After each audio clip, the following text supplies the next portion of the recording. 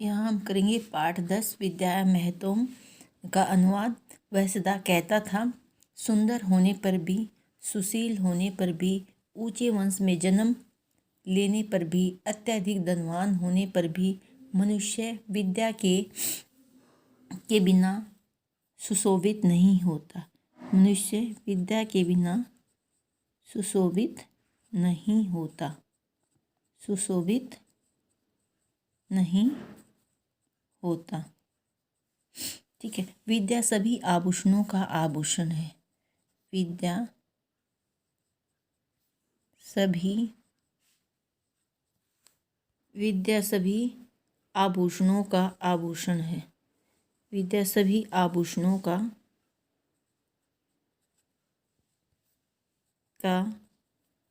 आभूषण है। विद्या सभी आभूषणों का आभूषण है। ठीक है। फिर है, जैसे गणेश बहुत अधिक धन संग्रह करना चाहता था। गणेश क्या करना चाहता था? गणेश बहुत अधिक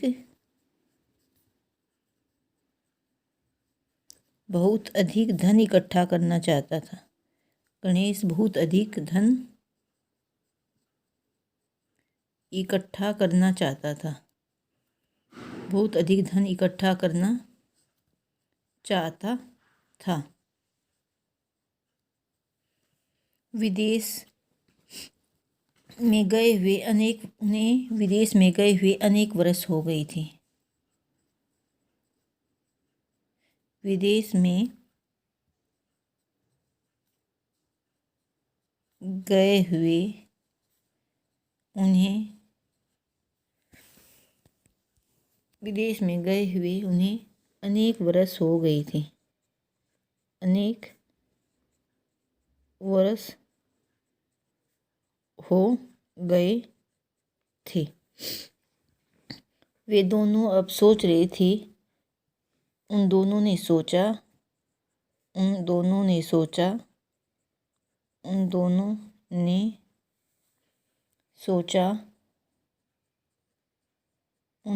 सोचा अब हम दोनों को घर जाना चाहिए। अब हम दोनों को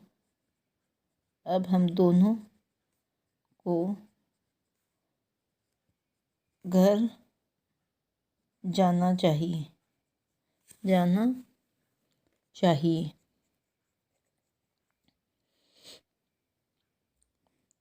घर की तरफ जाते हुए रास्ते में चोर आ गए। घर जाते समय रास्ते में चोर आ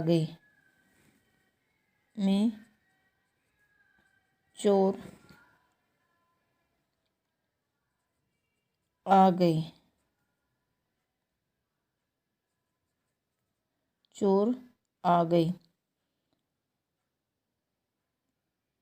उन्होंने गणेश का सारा धन छीन लिया। चोरों ने गणेश का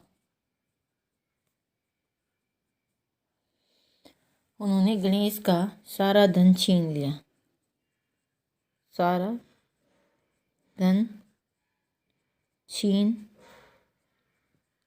लिया। उन्होंने गणेश का सारा धन छीन लिया। गणेश दुखी हो गया। गणेश क्या हो गया? दुखी हो गया। गणेश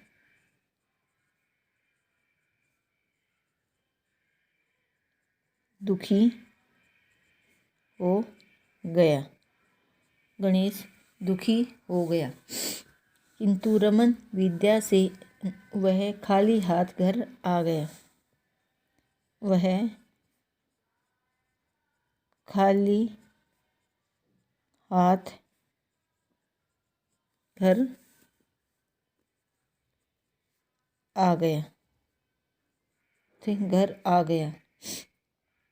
किंतु रमन विद्या से युक्त था।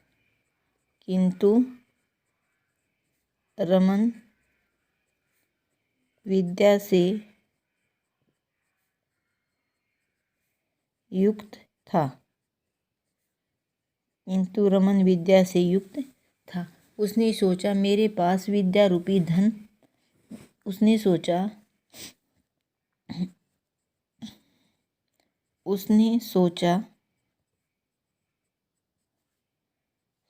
मेरे पास विद्या रूपी धन था। उसने सोचा मेरे पास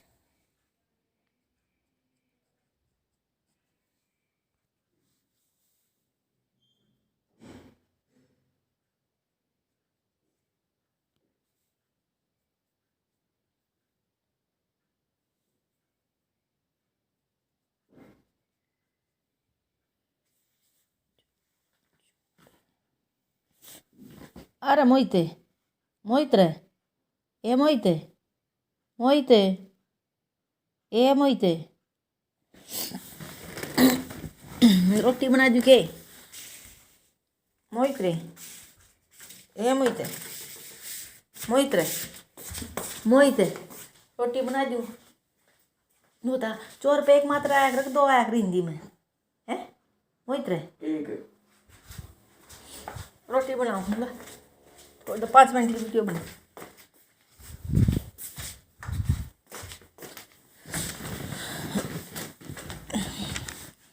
कहा भी गया है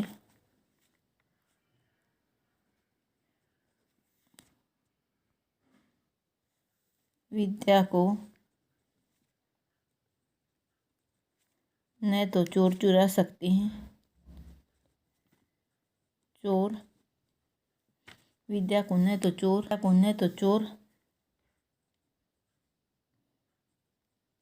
चुरा सकते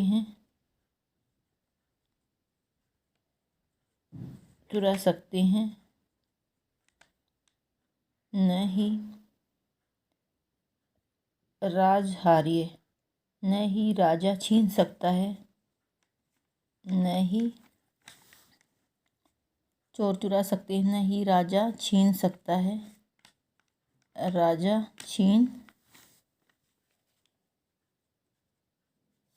है और न ही भाई के द्वारा बंटवारा हो सकता है न ही भाई के द्वारा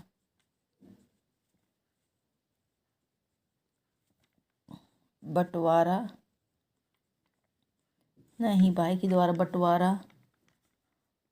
हो सकता है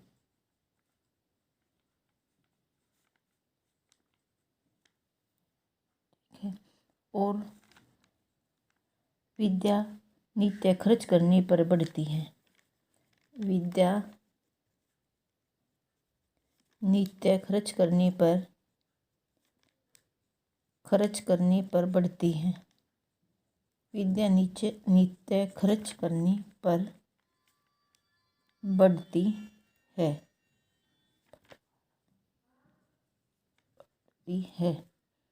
विद्या सभी धनों में प्रधान है विद्या सभी धनों में प्रधान है विद्या सभी धनों में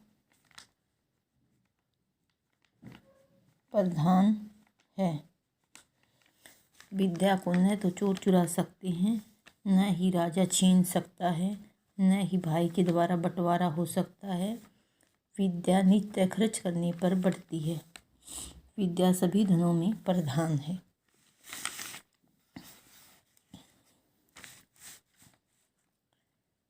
यह बात सुनकर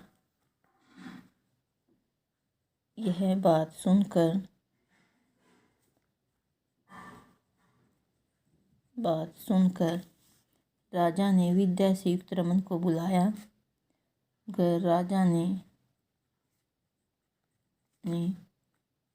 विद्या से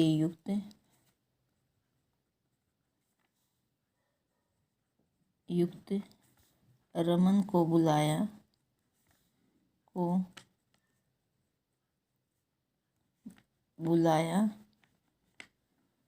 और उसका सम्मान किया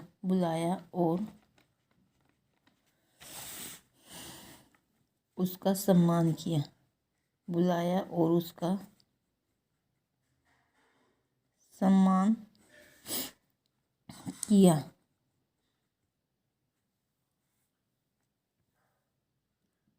स तस्मै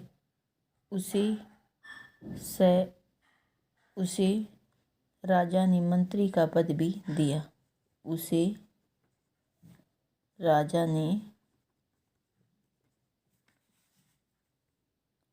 ने मंत्री का पद भी दिया। मंत्री का पद भी दिया। उसे राजा ने मंत्री का पद भी दिया। इसलिए सच ही कहा है, विद्या की सब जगह पूजा होती है।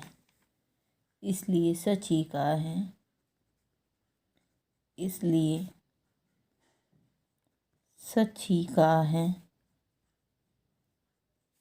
है, विद्या की सब जगह पूजा होती है। विद्या की सब जगह पूजा होती है। सब जगह पूजा होती है।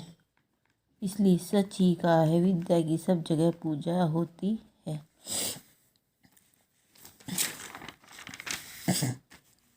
ठीक है बच्चों, तो आपने अब किया अनुवाद। ये आपको अपनी फिर नोटबुक में लिखना है। अरे विद्यारूपी है कैसा अनोखा खजाना है, जो खर्च करने पर बढ़ता है और इकट्ठा करने पर घटता है। एक नगर में दो मित्र रहते थे। एक का नाम रमन था, दूसरे का नाम गणेश था। दोनों अत्यधिक परिश्रमी थे। रमन विदेश जाकर विद्या अर्जित करना चाहता था। गणेश अत्यधिक धन प्राप्त करना चाहता था। एक बार दोनों मित्र विदेश गए। वहाँ पर रमन ने अत्यधिक परिश्रम करके विद्या अर्जित की, क्योंकि रमन विद्या के महत्व को जानता था। वह कहता था, सुंदर होने पर भी, सुशील होने पर भी, ऊंचे वंश में जन्म लेने पर भी, अत्यधिक धनवान होने पर भी मनुष्य विद्या के बिना सुशोभित नहीं होता। विद्या सभी आभूषणों का आभूषण है। गणेश बहुत अधिक धन इकट्ठा करना चाहता था। विदेश में गए हुए उन्हें अनेक वर्ष हो गए थे। उन दोनों ने सोचा, अब हम दोनों को घर जाना चाहिए। घर जाते समय रास्ते में चोर आ गए। उन्होंने गणेश का सारा धन छीन लिया। गणेश दुखी हो गया। वह खाली हाथ घर वापस आ गया। किंतु रमन विद्या से युक्त था। उसने सोचा मेरे पास विद्या रूपी धन था, इसलिए किसी ने नहीं छीना। कहा भी गया है, विद्या को न तो चोर चुरा सकते हैं, न ही राजा छीन सकता है, न ही भाई के द्वारा बंटवारा हो सकता है। विद्या नित्य खर्च करने पर बढ़ती है। विद्या सभी धनों में प्रधान है, मुख्य है। यह बात सुनकर राजा ने विद्या से युक्त रमन को बुलाया और उसका सम्मान किया। रमन को राजा ने मंत्री का पद भी दिया। इसलिए सच ही कहा है, विद्या की सब जगह पूजा होती है। ये अनुवाद आपको अपनी फिर नोटबुक में लिखना है। सबसे पहले आपको क्रियाकलाप बनाना है ये दो मित्रों का। फिर उसके बाद आपको शब्दार्थ लिखने हैं। अपूर्व मीनिंग अनोखा, कोस मीनिंग खजाना, उद्यमी मीनिंग मेहनती परिश्रमी, प्रभुत्तम बहुत अधिक, भूषणम गहना आभूषण, रिक्त हस्त खाली हाथ,